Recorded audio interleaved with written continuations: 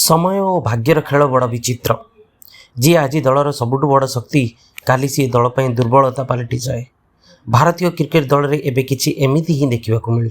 गत किछि सीरीज रे संजू सैमसन को नहीं अनेक प्रश्न उठुला। तांकु दलर दुर्बलता कहुला, किंतु आज से निज प्रदर्शन बल में दलर सबुठ बड़ शक्ति साजिशंती। अन्यपटे गत 2 वर्ष धरी टीम इंडिया रे पावर हाउस कहुवा अभिषेक शर्मा एबे संघर्ष करुछंती।